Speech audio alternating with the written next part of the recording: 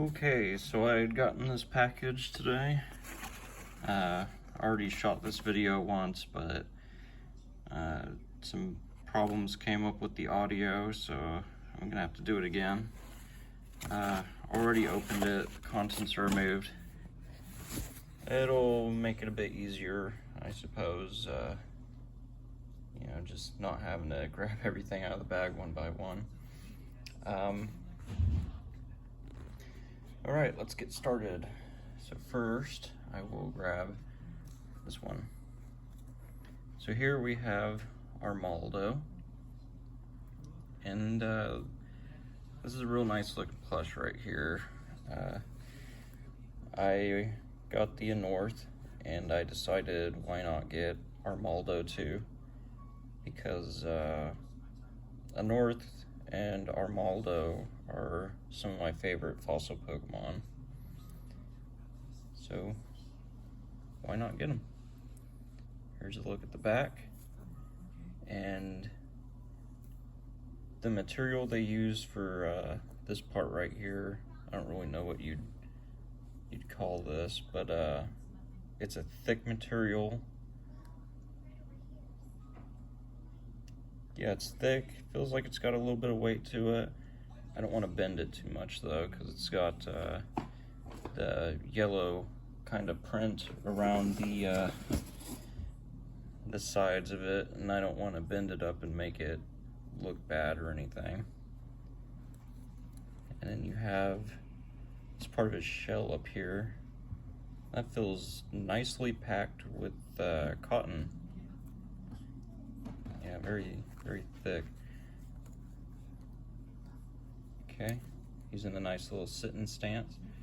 Here's his claw. The claw seems like it's one big nub, and then for one of the shell platings over it, they put the that flat kind of material there, and then for the tip of the claw, they also have the flat material there. So it's kind of just a ball nub, but it feels nicely packed once again. And these kind of feather-like protrusions on his neck, they're the same material as this stuff right here, and it has the red printing on it, so that's pretty nice. Nice. His eyes are very thin. They feel hollow on the inside. They like to fold forward a bit, so you just gotta kind of push him back and, you know, put them into place to where he's looking straight. Overall, I like this Armaldo plush. It's definitely a lot better than the knockoff one you can get, in my opinion at least. It just looks great. It's a nice little plush, you know, not too big, not too small, but it's a good size, and I think it looks great. Here's the tag for him. I'll just kind of put him right there. There we go. And this one right here is one I've been wanting to get a hold of for a little bit, but it has been very expensive up until now. Oh yeah, first, before I get into that, the beads. Okay, the beads start about right here, and they come all the way up to about right here. Yeah. Well, I think he sits nicely though. So I think they distributed the weight pretty well on that one. We have Cradily. Oh man, look at that Cradily. This one right here, for some reason on eBay, people want ridiculous amount of money for this thing. They'll want 40, 50, 60 bucks. I've seen one go as high as almost $100. I don't really get it, but Cradily is a very extremely, you know, popular plush right now. This one is, you know, very sought after and wanted at the moment. Same with Vibrava and I guess a couple more plushes are going to be hitting that status maybe, but this looks really great, and I'm really glad I was able to pick one up for the price I was able to. I mean, this was the cheapest one that I found on eBay, and you know, it's great. Man, the bottom of his body feels very tight. It's very, very packed. You can't really squish it too much, so it's pretty good. You got his little tail right there, and look at that nice golden detail. The golden detail on him is amazing. And the entire bottom of his body right here, it is all packed with beads, except for a bit closer to the top. The beads push up on the cotton, and it just makes it feel really, really tightly packed. As for his neck, though, it's kind of hard. It's almost like it has some sort of wire in there. It doesn't. I think it's the stitching, but it definitely holds its shape. There we go, stands up. Yeah, it holds its shape, and you know, it does its job. Then we have his little pink tentacles, and they're kind of flat or hollow on the inside. There's no cotton or anything in there, but I think they look good. They're all done very nicely. And for one of my favorite parts about him, we have the head. Soft cotton, and then you have the golden detail, what is supposed to simulate his false eyes. Yeah, it looks really great. And then you have his real eyes inside this black mouth looking part, which probably actually has his mouth down in there. That's a really great looking plush. Mine looks off to the side a little bit. I don't know if he is supposed to do that, but I actually kind of like it. It's almost as if you could pose him this way, and it almost looks like he's trying to turn and look towards something instead of just looking straight forward. So I will, whoops, here we go, trying to prop him up. It's not working out too well though. There we go. Not too bad.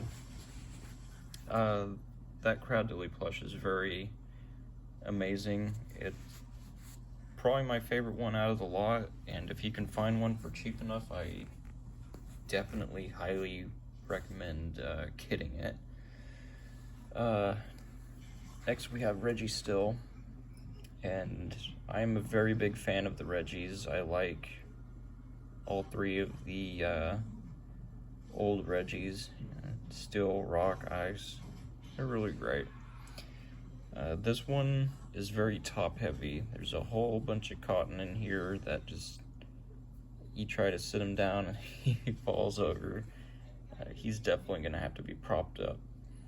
But one of my favorite details about this plush is his hands, actually.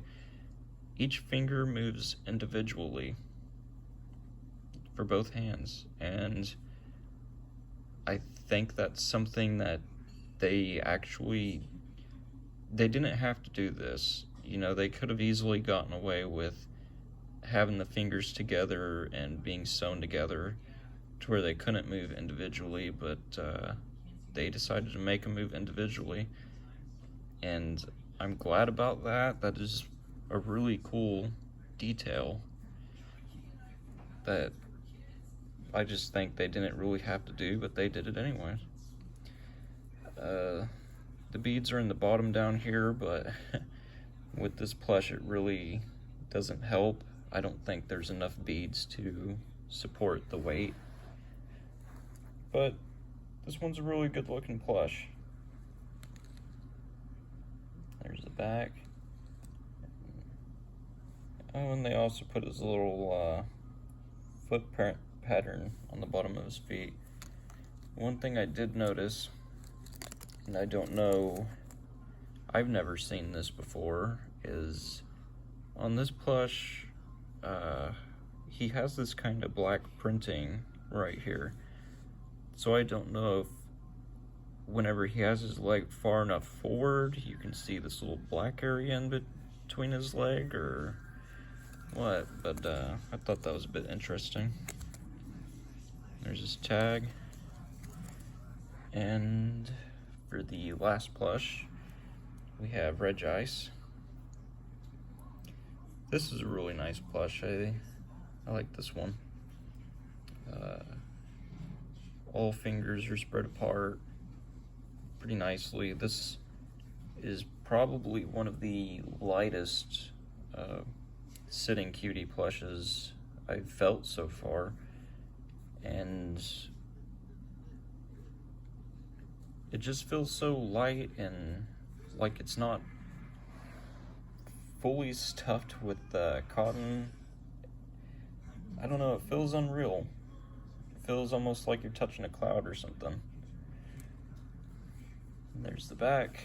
You got his spines and their individual pieces. Gotta like the detail and just all the areas that are supposed to simulate him being all angular. Very nice.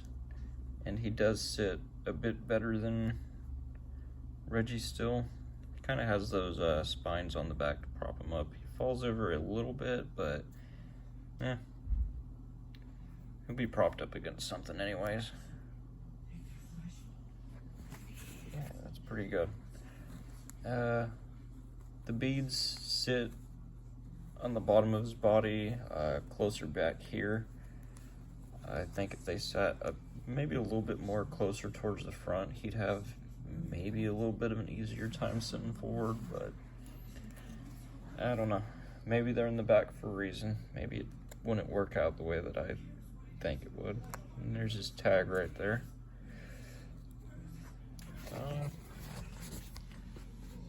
Overall, these plushes are really nice. I think the Cradily one is definitely my favorite. So, yeah, if you're watching this and you want to pick up a Cradily, definitely do it. This one it's really great and definitely catches my eye. You know, just looks fantastic. I don't think they could have done a better job with them at all. But Cradily would be another, him and his line of evolution would definitely be my other favorite fossil Pokemon. And I highly recommend all 4 of these plushes. They're all very well done. But the Cradily is definitely my favorite. I should be having another package showing up by next week. I'll try to make another video in between here and then, maybe with my card collection or something, what I got in my binder. But we'll see. If I am able to find any more Pokemon cards, I'll do another unboxing, but they're hard to come by nowadays, and you know, I don't feel like going on eBay and paying $100 for a EBT, or you know, even $70 for one of those Crobat and Dragapult boxes. I just don't think it's really worth it to me. I could just buy cards from the old Skyridge Expedition and Aquapolis sets and, you know, complete my collection for those sets instead of